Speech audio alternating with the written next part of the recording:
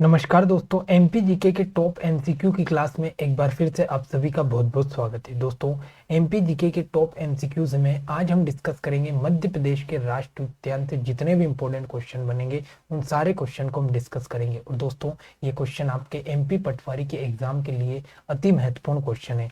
तो सबसे पहला क्वेश्चन आपके सामने आता है कि चिंटू चीता शुभंकर जारी करने वाला राष्ट्रीय उद्यान कौन सा है। मोस्ट इंपोर्टेंट क्वेश्चन लगाकर लिखना कि जो चिंटू चीता नामक शुभंकर है ये कौन से राष्ट्रीय उद्यान ने जारी किया। तो याद रखना है ये किया गया आपका कोनो पालपुर राष्ट्रीय उद्यान। मोस्ट इंपोर्टेंट क्वेश्चन है कि जो कोनो पालपुर राष्ट्रीय उद्यान है इसने अपना एक शुभंकर जारी किया जिसका नाम क्या है, चिंटू चीता। और ये राष्ट्रीय उद्यान कहाँ पर है, तो याद रखना है ये है श्योपुर में। ठीक है, तो सबसे पहला क्वेश्चन है कि श्योपुर में कौन सा राष्ट्रीय उद्यान है, तो कोनो या पालनपुर राष्ट्रीय उद्यान है। इसने अपना शुभंकर जारी किया, उसका नाम क्या है, तो इसका नाम है चिंटू चीता।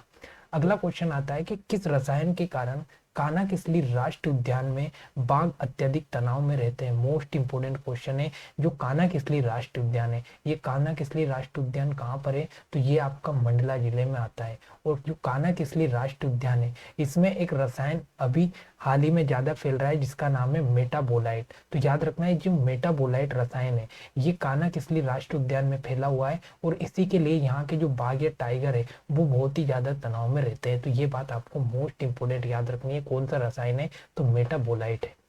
अगला क्वेश्चन आता है कि निम्नलिखित विकल्पों में से कौन सा राष्ट्रीय उद्यान वर्ष 1999-2000 में टाइगर रिजर्व घोषित किया गया। मोस्ट इंपोर्टेंट क्वेश्चन है कि वर्ष 1999 या 2000 में कौन सा राष्ट्रीय उद्यान है जिसे टाइगर प्रोजेक्ट में शामिल किया गया, तो वो है आपका सतपुड़ा राष्ट्रीय उद्यान। मोस्ट इंपोर्टेंट क्वेश्चन है कि सतपुड़ा राष्ट्रीय उद्यान जो है इसको वर्ष 1999 या 2000 में टाइगर रिजर्व में घोषित किया गया।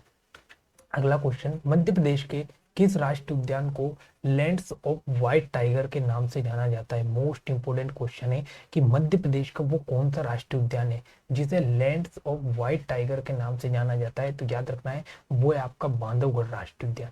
राष्ट्रीय उद्यान कौन सा है, बांधवगढ़ राष्ट्रीय उद्यान। इसको किस नाम से जाना जाता है, तो लैंड्स ऑफ व्हाइट टाइगर के नाम से। और बांधवगढ़ राष्ट्रीय उद्यान कहाँ पर है, तो ये आपका उमरिया जिले में, उमरिया जिले में। और यहीं से सबसे पहले व्हाइट टाइगर को पकड़ा गया था, इसीलिए इसे लैंड्स ऑफ व्हाइट टाइगर के नाम से जाना जाता है। बांधवगढ़ राष्ट्रीय उद्यान है, उमरिया जिले में आता है। अगला क्वेश्चन, मध्य प्रदेश का कौन सा राष्ट्रीय उद्यान 32 पहाड़ियों से घिरा हुआ है। मोस्ट इंपोर्टेंट क्वेश्चन है कि वो कौन सा राष्ट्रीय उद्यान है जो 32 पहाड़ियों से घिरा हुआ है, तो याद रखना है वो है आपका बांधवगढ़ राष्ट्रीय उद्यान जो कि उमरिया के अंतर्गत आता है। तो बांधवगढ़ राष्ट्रीय उद्यान टोटल 32 पहाड़ियों से घिरा हुआ है। मोस्ट इंपोर्टेंट याद रखना है।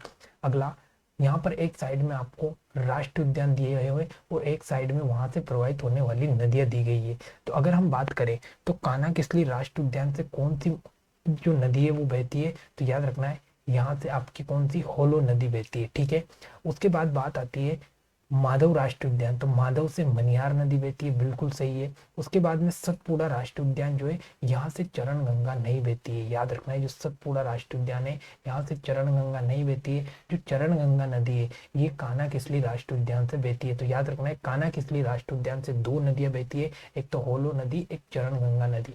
वही पन्ना राष्ट्रीय उद्यान की बात करें तो यहाँ से केन नदी बहती है। तो इसका right answer option number C होगा, ये असुमेलित है। अगला क्वेश्चन, मध्य प्रदेश के उमरिया जिले में स्थित बांधवगढ़ राष्ट्रीय उद्यान के अंतर्गत बांधवगढ़ के किले में किस भगवान की मूर्ति देखी जा सकती है। मोस्ट इंपोर्टेंट क्वेश्चन है। यहाँ पर अगर हम बात करें तो उमरिया जिले में कौन सा राष्ट्रीय उद्यान है, बांधवगढ़ राष्ट्रीय उद्यान। और बांधवगढ़ राष्ट्रीय उद्यान में किस भगवान की मूर्ति रखी गई, तो याद रखना है यहाँ पर भगवान विष्णु की मूर्ति आपको देखने को मिलती है। Option number be most important question है, बांधवगढ़ राष्ट्रीय उद्यान में भगवान विष्णु की मूर्ति आपको देखने को मिलती है। अगला, मध्य प्रदेश के किस राष्ट्रीय उद्यान को लैंड्स ऑफ व्हाइट टाइगर के नाम से जाना जाता है। क्वेश्चन रिपीटेड है, तो अभी मैंने आपको बताया बांधवगढ़ राष्ट्रीय उद्यान। अगला, बांधवगढ़ के जंगल में रीवा के शासक महाराजा मार्तंड सिंह ने सफेद बाघ मोहन को कब पकड़ा था। सबसे इंपोर्टेंट क्वेश्चन। सबसे पहले तो जो बांधवगढ़ राष्ट्रीय उद्यान है उमरिया का, यहाँ पर जो रीवा के शासक थे जिनका क्या नाम था, तो महाराजा मार्तंड सिंह। इन मार्तंड सिंह ने एक सफेद बाघ को पकड़ा था और उस सफेद बाघ का नाम क्या था, तो उसका नाम था मोहन। तो इसको कब पकड़ा गया, तो इसको 28 मई 1951 को पकड़ा गया। मोस्ट इंपोर्टेंट याद रखना, 28 मई कब, 28 मई 1951 को सफेद बाघ मोहन को पकड़ा गया। अति महत्वपूर्ण प्रश्न है। अगला, मध्य प्रदेश में पन्ना राष्ट्रीय उद्यान की स्थापना किस वर्ष की गई? मोस्ट इंपोर्टेंट क्वेश्चन है कि जो पन्ना राष्ट्रीय उद्यान है इसकी स्थापना कब की गई? तो 1981 में आपका जो पन्ना राष्ट्रीय उद्यान है इसकी स्थापना की गई है। अगला, मध्य प्रदेश में स्थित पन्ना राष्ट्रीय उद्यान को किस वर्ष प्रोजेक्ट टाइगर में शामिल किया गया? मोस्ट इंपोर्टेंट क्वेश्चन है कि जो पन्ना राष्ट्रीय उद्यान है इसे प्रोजेक्ट टाइगर या बाघ परियोजना में कब शामिल किया गया? तो इसे 1994 में बाघ परियोजना में शामिल किया गया। मोस्ट इंपोर्टेंट क्वेश्चन है कि जो मध्य प्रदेश का पन्ना राष्ट्रीय उद्यान है इसे 1994 में टाइगर प्रोजेक्ट में शामिल किया गया। अगला, मध्य प्रदेश में स्थित इंदिरा प्रियदर्शनी उद्यान किस राष्ट्रीय उद्यान का नाम है? मोस्ट इंपोर्टेंट क्वेश्चन लगाकर लिख लेना कि मध्य प्रदेश का वो कौन सा राष्ट्रीय उद्यान है जिसे इंदिरा प्रियदर्शनी के नाम से भी जाना जाता है? तो ये पेंच राष्ट्रीय उद्यान है। और याद रखना है पेंच राष्ट्रीय उद्यान कहाँ पर है? तो ये छिंदवाड़ा और सिवनी की जो सीमा है उस पर पड़ता है। ठीक है। अगला, मध्य प्रदेश में स्थित निम्नलिखित राष्ट्रीय उद्यान में से वो कौन सा राष्ट्रीय उद्यान है जहां मोगली भूमि या रुडयार्ड किपलिंग द्वारा प्रसिद्ध जंगल बुक का क्षेत्र माना जाता है? मोस्ट इंपोर्टेंट क्वेश्चन है। सबसे पहला तो इस क्वेश्चन में आपको दो क्वेश्चन छुपे हुए। सबसे पहला क्वेश्चन तो ये है कि वो कौन सा राष्ट्रीय उद्यान है जिसे मोगली लैंड भी कहा जाता है या मोगली की भूमि कहा जाता है। और दूसरा क्वेश्चन है कि जो रुडयार्ड किपलिंग है इनके द्वारा एक बुक लिखी गई जिसका नाम है द जंगल बुक। तो ये दोनों जो क्वेश्चन ये कौन से राष्ट्रीय उद्यान से संबंधित है? तो ये पेंच राष्ट्रीय उद्यान से संबंधित है। मोस्ट इंपोर्टेंट दो क्वेश्चन, एक क्वेश्चन से दो क्वेश्चन अपन ने यहाँ पर निकाले, तो इसका राइट आंसर पेंच राष्ट्रीय उद्यान है। अगला, मध्य प्रदेश का कौन सा राष्ट्रीय उद्यान ग्वालियर के महाराजा का शाही आरक्षित शिकार स्थल था? मोस्ट इंपोर्टेंट क्वेश्चन है। तो याद रखना है जो मध्य प्रदेश का माधव राष्ट्रीय उद्यान है, माधव राष्ट्रीय उद्यान कहाँ पर आता है? सबसे पहले तो माधव राष्ट्रीय उद्यान आता है आपका शिवपुरी में। ठीक है। तो जो माधव राष्ट्रीय उद्यान है शिवपुरी का, ये जो ग्वालियर के महाराजा है, और ग्वालियर के महाराजा कौन थे? तो ग्वालियर के महाराजा थे सिंधिया। ठीक है। वो जो सिंधिया वंश है, इस सिंधिया वंश का क्या रहा? तो शिकार स्थल रहा आपका कौन सा राष्ट्रीय उद्यान? तो वो है आपका माधव राष्ट्रीय उद्यान। अगला, मध्य प्रदेश के किस राष्ट्रीय उद्यान में सांख्य सागर नामक झील है? मोस्ट इंपोर्टेंट क्वेश्चन है कि जो सांख्य सागर झील है ये कौन से राष्ट्रीय उद्यान में? तो ये आपका माधव राष्ट्रीय उद्यान में जो कि शिवपुरी में आता है। अगला, फोसिल राष्ट्रीय उद्यान मध्य प्रदेश के किस जिले में स्थित है? मोस्ट इंपोर्टेंट क्वेश्चन है कि जो फोसिल राष्ट्रीय उद्यान है या जीवाश्म फोसिल राष्ट्रीय उद्यान भी इसे बोला जाता है, तो ये मध्य प्रदेश के कौन से जिले में? तो ये मंडला और डिंडोरी की सीमा पर आता है, खासकर डिंडोरी के अंतर्गत आता है। तो याद रखना है जो फोसिल राष्ट्रीय उद्यान है ये मंडला और डिंडोरी के अंतर्गत आता है, और ये मध्य प्रदेश का सबसे छोटा राष्ट्रीय उद्यान है, सबसे छोटा राष्ट्रीय उद्यान है। अगला, मध्य प्रदेश में डायनासोर राष्ट्रीय उद्यान किस नदी के किनारे स्थित है? मोस्ट इंपोर्टेंट क्वेश्चन है। जो डायनासोर राष्ट्रीय उद्यान है सबसे पहले तो ये मध्य प्रदेश में कहाँ पर है? तो ये मध्य प्रदेश के धार जिले में आता है। अब इसकी हम बात करें तो किस नदी के किनारे है? तो याद रखना है ये जोबट या बाघ नदी के किनारे। मोस्ट इंपोर्टेंट क्वेश्चन है, जोबट या बाघ नदी के किनारे डायनासोर राष्ट्रीय उद्यान, और ये मध्य प्रदेश के धार जिले में आता है।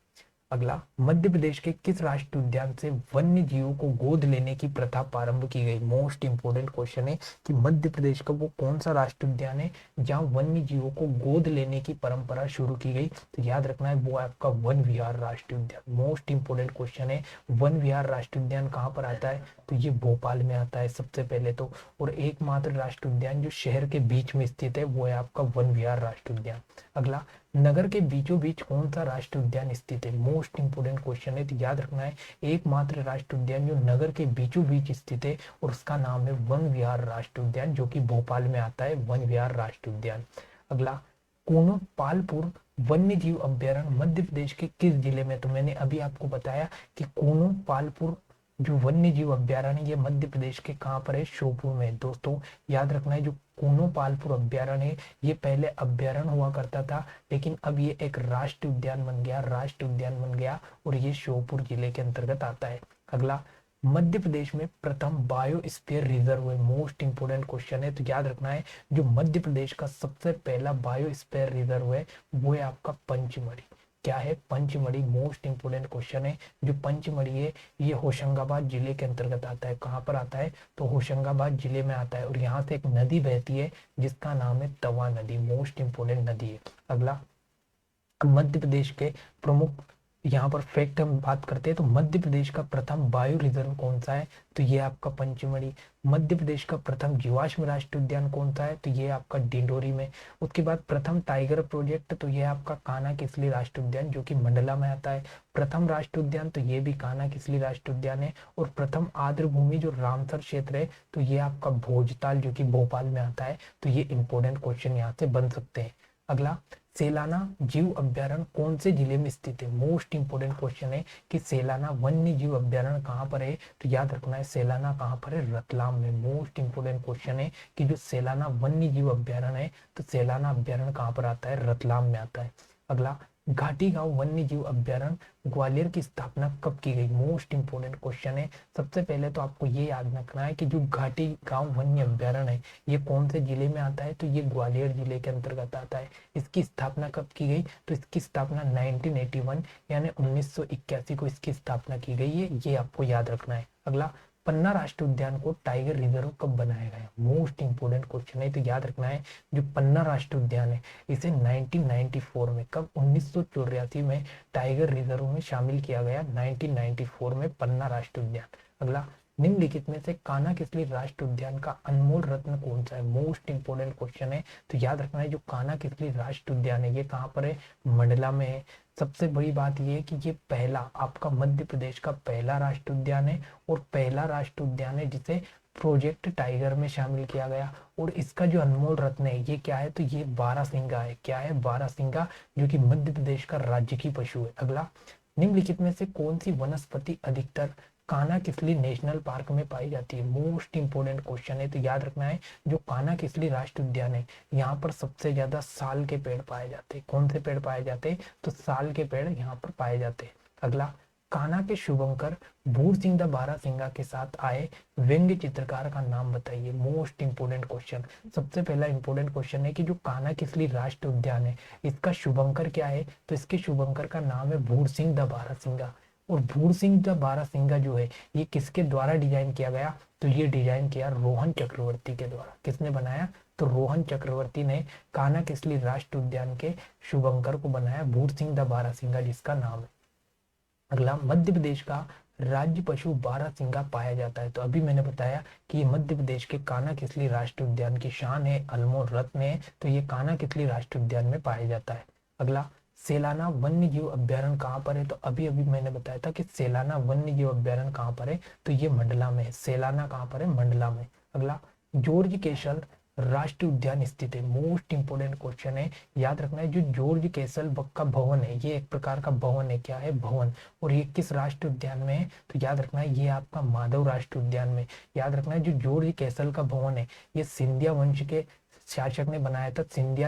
सिंधिया राजवंश के द्वारा बनाया गया था। क्यों, क्योंकि यहाँ पर जॉर्ज पंचम आया था, तो इसी के सम्मान में यहाँ पर ये जो सिंधिया वंश है इन्होंने जॉर्ज कैसल का भवन बनाया था, माधव राष्ट्रीय उद्यान में बनाया। और कहाँ पर है ये, शिवपुरी में, शिवपुरी में। ठीक है, अगला क्वेश्चन। तो दोस्तों ये आज के टॉप मोस्ट इंपोर्टेंट क्वेश्चन थे जिसमें हमने राष्ट्रीय उद्यान के बारे में डिस्कस किया।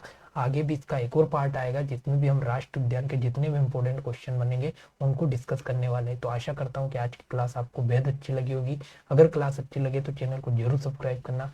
मिलते हैं अगली क्लास में। जय हिंद, जय भारत।